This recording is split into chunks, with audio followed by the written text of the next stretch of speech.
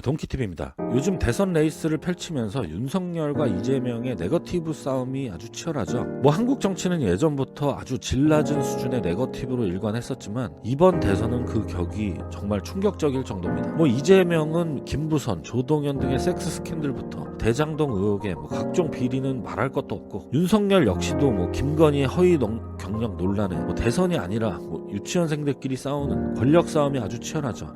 그 중에서도 우파 동지들이 저한테 이런 말을 물어봐요. 그래도 윤석열이 되면 이재명보다는 낫지 않을까? 그래도 2번이니까 찍어야 되지 않을까? 네, 그럴 수도 있습니다. 이재명은 정말 최악이니까요. 그러나 제 대답은 단호합니다. 그럴 일이 없다. 저는 이재명이 되든 윤석열이 되든 별로 관심이 없어요. 제가 볼 때 지금 대한민국의 상황은 대통령 한 명이 짠 하고 나타나서 구해낼 수 있는 그런 심플한 상황이 전혀 아니죠. 한국의 가장 큰 문제는 국민 개개인들이 사회주의화, 전체주의화 된 거지, 개별적으로 대통령 한 명의 문제로 나라가 좌지우지되고 할 수 있는 상황이 아닙니다. 한국이 전체주의화되고 사회주의화된 건 요즘 정부의 각종 말도 안 되는 규제를 보면 잘 알 수가 있죠. 유튜브에서 또 제재를 당할까봐 제가 구체적으로는 언급을 자제하지만 요즘 정부의 사생활 통제는 거의 상상을 초월하죠.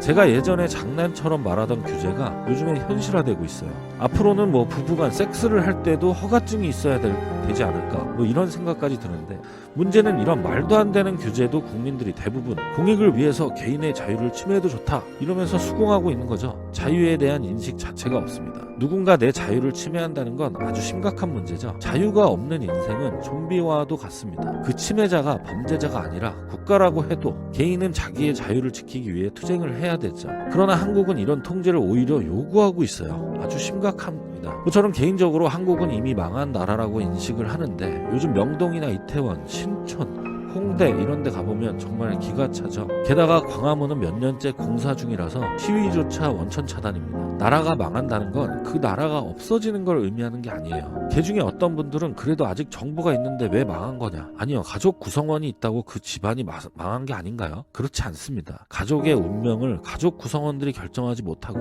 경제적으로 완전히 망해버리면 우리 집 망했다라고 표현하죠. 네, 한국은 지금 확실히 망했어요. 한국이 언제부터 망했는지를 보면요, 87년 6월에 전두환 대통령의 6.29 선언부터 망하기 시작해서 박근혜 대통령 탄핵 심판으로 법치는 완전히 무너졌죠. 그리고 재작년 4.15 총선으로 마지막 희망마저 없어졌습니다. 저는 탄핵 심판 이후로 모든 재산을 처분하고 부동산이나 비트코인 등을 매수하기 시작했고, 4.15 총선 이후로는 완전히 정치에 관심을 끄고 언제든 한국을 뜰 수 있는 상태로 저와 제 가족들을 지키기 위해서 최선을 다하고 있습니다. 다행인 건 저의 이런 발빠른 움직임과 넓은 해안이 지금 저를 부유하게 만들었고, 저는 이제 나라보다는 일단 개인인 제가 잘 사는 것이 최고의 애국이 아닌가 이런 생각을 합니다.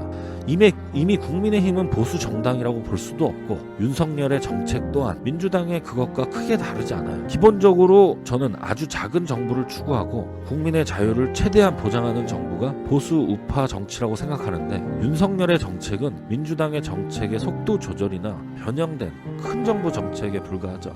게다가 윤석열이 법치를 세우겠다. 솔직히 얘기하면 윤석열이 법치를 세우겠다는 의지 자체는 거짓말은 아닌 것 같습니다. 그러나 민주당의 검찰총장으로서 해도 이건 아니다 싶어서 윤석열 역시 뒤늦게 대가리가 깨진 것으로밖에 안 보이고요. 어부지리로 추미애의 광기가 평범한 검사 윤석열을 대선 후보까지 만든 것이 아닌가, 저는 개인적으로 이 정도로 생각하고 있고, 윤석열이 법치를 세우고 싶다면 그 법치를 무너뜨린 자신이 스스로 내려와야죠. 제가 지난번 영상에서도 말씀드렸지만 정치인들한테 적용하는 직권남용 권리행사 방해, 이런 범죄는요, 그 직권이 어디인지, 남용이 얼만큼인지, 권리행사의 방해 정도가 어느 정도인지, 이런 판단 기준 자체가 모호해서 우리 헌법상 명확성의 원칙에 반하는 아주 정치적이고 위헌적인 범죄예요. 주로 한국같이 정치 수준이 낮은 국가에서 상대당을 무너뜨릴 때 사용하는 그런 야비한 범죄죠. 조선시대 붕당 정치와도 약간 그 맥락이 비슷해요. 윤석열 그 자신이 이런 위헌적인 죄명으로 박근혜 대통령을 구속시킨 장본인이죠. 지금 누가 법치를 세우겠다는 건지 모르겠어요. 일반적으로 국가 원수인 대통령의 직무에 너무 법 잣대를 들이대서 법률가들이 감나라 배나라하는 건 삼권 분립에도 반하고, 그런 식으로는 나라를 통치하는 것 자체가 불가능해요. 대통령이 하는 일마다 검사와 판사가 나와서 무효 취소시키고 깜빵에 쳐놓고 하면, 이러면 나라가 안 돌아가겠죠. 그래서 대통령의 직무에는 행정법상 통치행위라는 개념이 있어서 사법적 심사가 안 된다는 말씀도 지난번 영상에서 말씀을 드렸죠. 뭐 아무튼 저는 요즘 주변에서 정치 얘기를 하면 자리를 그냥 피해요. 더 이상 한국 정치에 제 젊음과 시간을 허비하고 싶은 생각이 없는 게 솔직한 마음입니다. 여러분들도 이제부터는 각자 일단 자신부터 돌아보세요. 일단 내가 살아야 훗날도 있습니다. 오늘은 여기까지 할게요.